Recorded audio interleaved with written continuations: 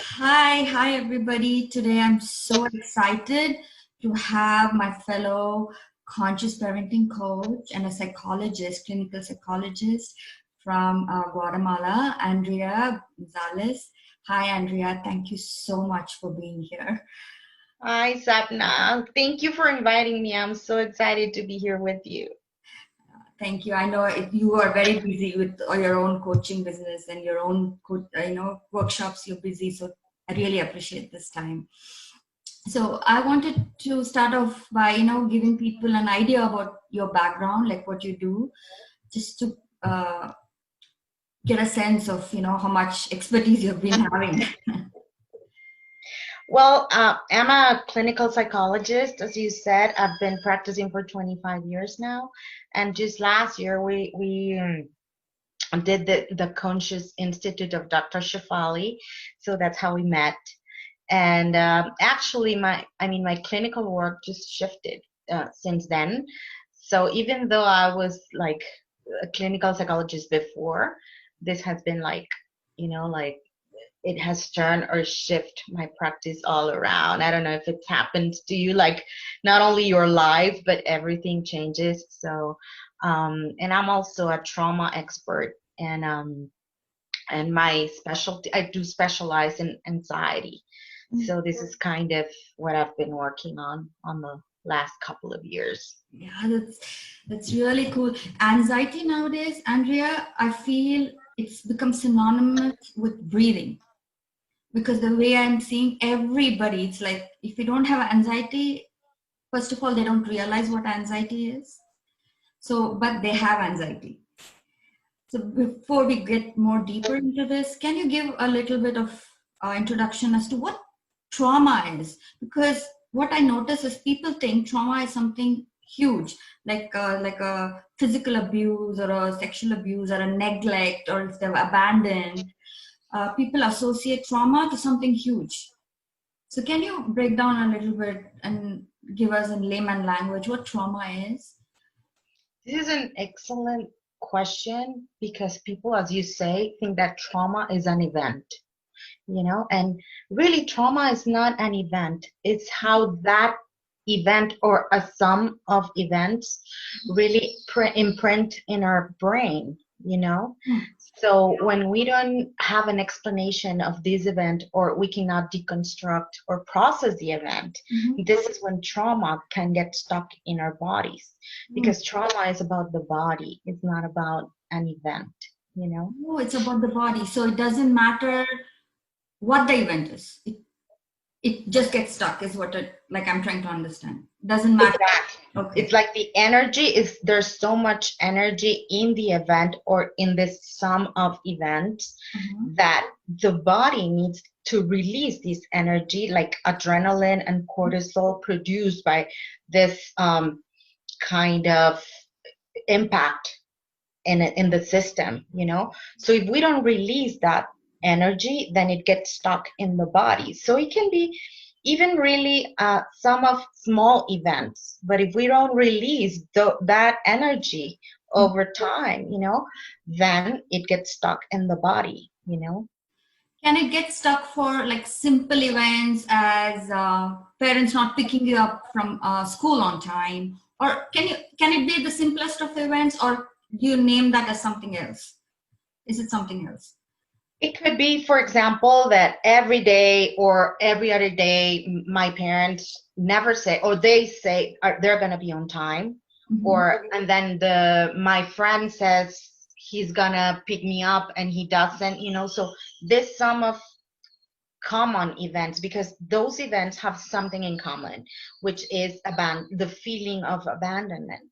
Ah. So if I am not able to explain to my parents, like for example, oh, I was so afraid that you were not picking me up, for Mhm. example, and parents says, don't talk about it, I'm late, or Ah. so that energy gets stuck in my body.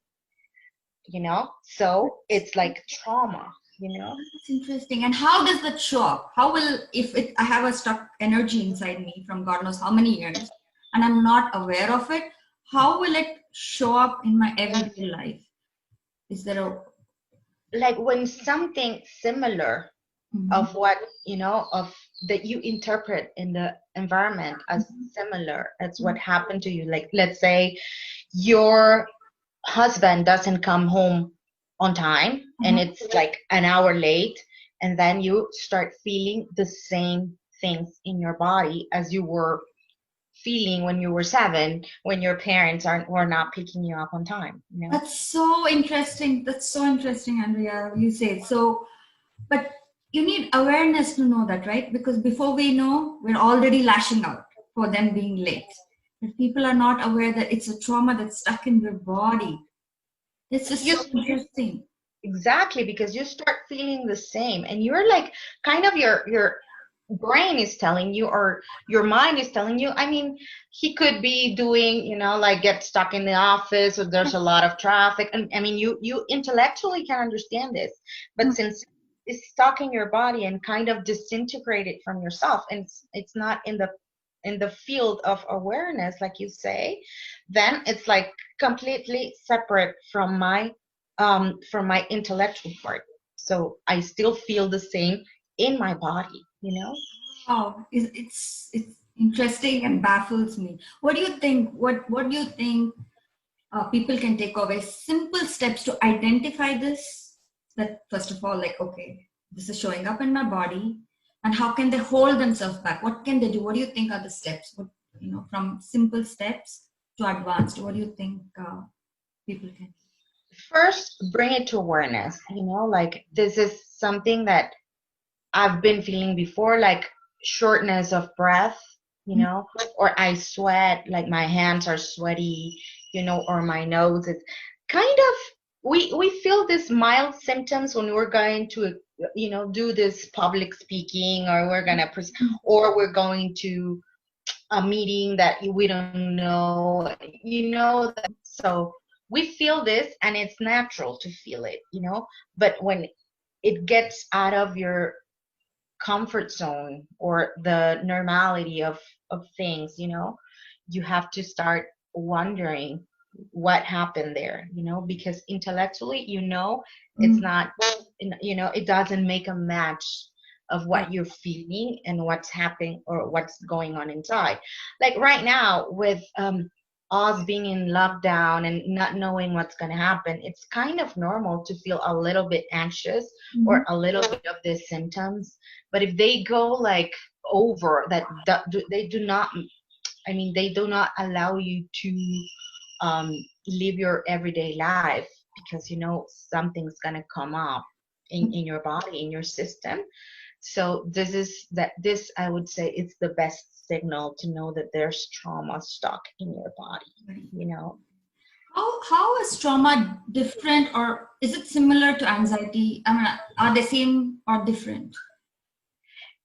In anxiety, it's like there's something in the outside that can be dangerous. It's a misinterpretation of reality, actually. Mm, They both are, mm, but in trauma, you can like most feeling in your body, and sometimes it gets you to paralysis, and like you cannot do stuff because it's too it feels too dangerous. Anxiety, it's kind of more mild, mm, and uh, you can say, or you can pick, or you can really locate what's going on in the inside. It's potentialized, but you know that, oh, like with COVID, I don't want to go out because I know mm. I can be sick. Yeah. But so I get anxious of Mm, being in the supermarket or being, so it's kind of logical, mhm, you know, a little bit more over the edge, or over what I would call normal in these times. But and it's sometimes they go hand in hand. If I feel very, very anxious about something and I cannot process it, like with words mm, or through journaling, this mhm, is one of the steps to integrate that event into my life, so it doesn't, I mean, the trauma can go away. or we can start processing the trauma or anxiety at the same time, is like to integrate it. The trauma and anxiety goes on in the right side of your brain, which is your sensations, body, Yeah. you know. Yeah. So in order to get out of that zone, we have to integrate it with our left brain, which is our logical brain, you know. So we need to like tell it to someone like, Sapna, I'm feeling so scared, because this is going on. So when I process it through my words, through my language, to my intellect, I'm integrated the event into my life, so it doesn't get stuck in the body as Mm. trauma. That's This so, is important to talk with kids, for example, that's so interesting. I have a question, but because you said this, I've noticed first people have trauma or anxiety, and on top of it, they have a shame associated to talk about it. They think that something is wrong with me for having this anxiety or a trauma, and they don't talk about it, and they keep holding it, harboring it in their body, and that could be very dangerous, isn't it? Like, would it grow or it'll get stuck in your body? Exactly. It makes it worse because you don't integrate. It's like two separate lives, your my body is feeling something different than my intellect, because and the shame adds up, like you say, the shame adds up to the trauma in itself. So it's not about the event, Hmm. but then all the feelings, associated with the event. So it's very complex. Yeah, so I'm sure, I hope everybody listening knows that this is common. Everybody has stress at some level, everybody has trauma at some level. Nobody is alone here. If you're a human, you have something. And we need to process it with a friend or a coach or a psychologist. You need to process it to release it. So, how can parents identify anxiety in their kids, Andrea? Is there a way they can, oh, my child is being anxious right now? Or, There are a lot of behaviors. There's something behind the behavior always. We always are so used to be fixated with the behavior, but actually behavior is just a signal of something that's going on, in the backstage, I say. So for example, some kids bite their nails, or they are overeating or not eating, or saying, for example, that they don't want to go somewhere, or they don't want to be close to someone, or they start being like uh, whiners. Sometimes those are signs of trauma or anxiety, that the kid is feeling something around an event. Like some parents say, oh, why don't you want to go play with your friends, yeah. and they always feel, and they just don't have the words to say it. So we need to help the kids to process it through their language. Like, I see you're anxious or nervous, or or you don't want to go there. So kids start having some emotional literacy, like the ABCs of emotions. Right. Because if they talk about it, Uh-huh. or they can say, or they can put it into words, then it doesn't get stuck in the body again. Or sometimes they have sensations like, um, my leg is tingling, or my hands feel hot. Hmm. This is the first sign of trauma and anxiety in the body, is that its temperature changes because the hot system is on. Hot system is adrenaline, Yeah. cortisol. So it's very, they get very hot. So they have, even if they cannot say that I am feeling anxious in these words, Mm-hmm. they can say I feel hot, or I feel like my body is red. I always tell parents they can put colors, so if they're in the cold system activated, they can say I feel blue or I feel white, but if the sympathetic system is on, Mm-hmm. then they can say I feel red, or I feel yellow, or I feel orange, depending on the level. So just by saying it and acknowledging what's going on in the body, and not, the different, it's the difference between ignoring and naming. Wow. Like this, Dan Siegel says, you have to name it to tame it, Mhm. you know. Yes, yes. Talking. First, we have to identify in ourselves, then we can identify in our children. This is so important information, Andrea. I really appreciate. I'm sure people listening are learning so many things about trauma. First of all, the takeaways I took away from talking to you is that everybody has it, and it gets stuck in our bodies. It's some to do with our bodies. Um, Yes, and the most important thing is to say that we cannot take anxiety away. Some people come to me and say, "Oh, can you help me heal anxiety?" And I'm like, "No, it's a defense mechanism, and it's very, very useful when we are really in real danger, you know? So if I take it away, it's like you won't react and you will die." So we okay. have to thank anxiety for existing, in our lives. It's just that we misinterpret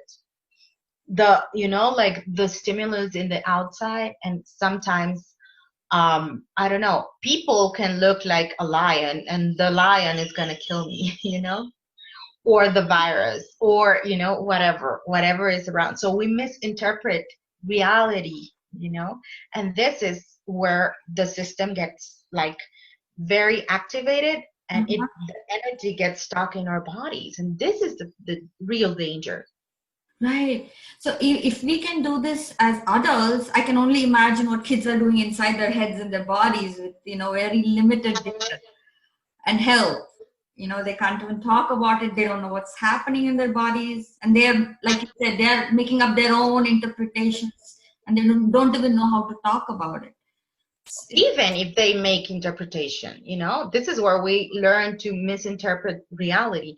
But if sometimes if parents, let's say, you say to your daughter, you cannot feel that way, or I don't have time for you to talk with me, about it, Mhm. that gets stuck in the body. Like, I remember one time that my father, I fell off my bicycle when I was like 5 or 6, and I was like about to cry, and he was like, "Don't cry. Do not cry. Just pick the bike up and just keep on driving." It was out of love. He wanted me not to be scared of it. Yes. But really, what it did was like that energy got stuck in my body, So it took me a long time to be able to ride my bike again. Wow, isn't that interesting? And we all have grown up like that. Like, don't cry. And I think this is more for boys than girls. Girls are at least, there's a cultural conditioning that girls cry. But boys, I think they are told more often, like, don't cry, man up, be strong. So I think, I don't know, you tell me. I feel that boys, it's because as soon as you said this, because I have a 13-year-old boy, I've when he cries, that old conditioning comes up where I feel like telling him, boys don't cry, but I catch myself. But I've noticed this growing up that boys have told, don't cry. You're a guy, be a man. Things like those. And Totally. And so, if you see the statistics on mental health, you will see how boys or men are more in the tendency of developing an anxiety disorder, and girls are more like into the depression, um, ah, spectrum. okay. Just because how we are conditioned to, you know. So talk to me about this. Is so interesting. So depression is like they keep it all inward, and boys they transfer it in a different way, I guess. They How just keep it stuck in the body, and it's like, I feel like I'm lesser than, and they have to be workaholics, or they tend, I'm not saying that all of them, but statistically, they tend to drink more in order to, release the energy or release the stress.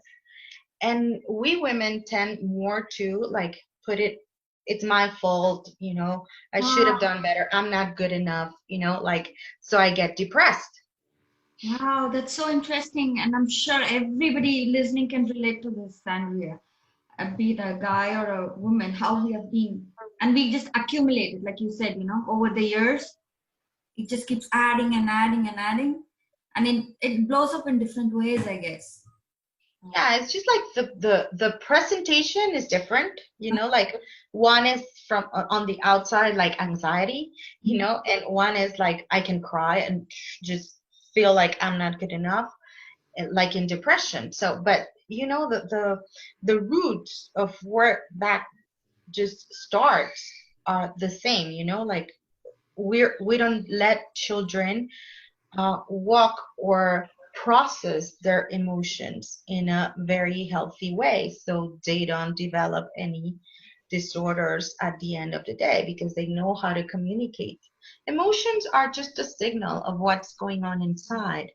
So if we like turn off the signal, like do not cry or do not laugh that loud or do not da da da, do not da da da da, they just learn to keep it inside, and that will come up when they're older or not that older sometimes, it comes up in many many many list of disorders of in mental health. So for starters, parents can talk to their kids, like as you said, process it, talk to them, ask them, oh, I feel, okay, just one or two lines. Can you just contribute to say what can the parents say actually to their kids when they identify that the kids are anxious? Is there anything they can tell for processing? Yeah, first, what's the sensation in the body? you Mhm. know that would be like my first go-to. Is it hot, is it cold, is it warm, is it humid, like Color. name the sensation, Mhm. then name the feeling. Of course, this is when they're like a little bit older. If they're 2 or 3, they can just say the sensation in the body, like I feel hot, or I feel like a cold, or like a lightning came in, like how the tingling, I don't know, like what does it feel in the body. That's the first step. Then name the emotion, which is the processing of the limbic system, feelings, emotions. And then the third part, which is allows the integration of everything, is to process it, like, oh, and why do you think you felt that way? Like Ah. put it into the intellectual level so they Hmm. can integrate it. This is awesome. This is so helpful, Andrea. This is so helpful. Before I know it, 30 minutes are already up. I know I asked for 30 minutes of your time, but No, it's okay. I can still be here 10 more minutes or 5 or 10 more minutes. It's okay. the one last question I would like to ask, is there any secondary emotion beneath? This was one of the parents' question they wanted me to ask you. Is there any other thing, like if you have anxiety or trauma on top, do you think there's another underlying emotion underneath it, or it's all over, it's anxiety? Is there anything else? Can there be combination of two or three emotions? Yes, I would say no, almost none feeling is just pure. But there are levels of it. Like I would say, in some, this is very helpful, especially because if you come and say, I feel anxious, that's already a few steps up the ladder. But you can say, I'm nervous, Ah. I'm frustrated, like, or I mean, it's very in the lower steps, because if I say I am anxious, it's already at the top. Oh, okay. Okay. So So, I can say, I can say, yeah, I'm sad, I'm in fear, like there are very different levels of mhm. before we can get to anxiety, to being anxious, and name those little steps, or those little steps before getting into anxiety. It's very important. This is the importance of having an emotional vocabulary, a wide, that there are not just 5 emotions. And this is very this is very funny because when I have my workshops with parents, Yeah. they can only name like 6 or 7 feelings, Yeah. emotions, all combined. I'm not saying just one, all combined. All the parents combined, they can only name 6, 7, 8, Happy, sad, angry. Yes. And at the end of the day, there's like, you can name like 45 feelings and emotions. So if you like go and study the vocabulary on emotions, you have a wide variety to refer to, because if not, one of the jokers, I would say, of feelings Mm. is anger. Sometimes I Mm. just feel sad, but I feel angry, or I feel anxious and I'm angry, Mm. because it's like the joker of all emotions. That's so interesting that you call it the Joker. That's a very nice way to put it. Everything comes up as anger, like the Joker, as you said. I like that. I'm going to take away that from you, Andrea. Yeah, just like think of me when you see someone angry, just ask like what's behind the anger. For me, anger, it's a secondary emotion, and just it means that there's something beneath, the anger, another layer of feelings. Hmm. And because anger is more, I would say it's like allowed, especially in boys, but Interesting. we allow them to be angry because they're boys. Or even the girls, Yeah, yeah. we get mad. It's better to say I'm mad than to say I'm sad. It's like, it looks better, you know? Wow, that's so interesting. So true, Andrea. Sadness makes us uncomfortable in a way, but anger is somehow accepted. Yeah, it's like passive and active. Sadness is passive. So to say I'm angry gives us power. So I better say I'm angry and not and than to say that I am feeling sad. Wow, that is so that's so wonderful, Andrea. Thank you so much. I've learned so much. I've taken so much notes. Look here. Thank you. I don't know. I can't thank you enough, and I think we're up with our time as well. But I'm, I, I don't know. I'm out of words.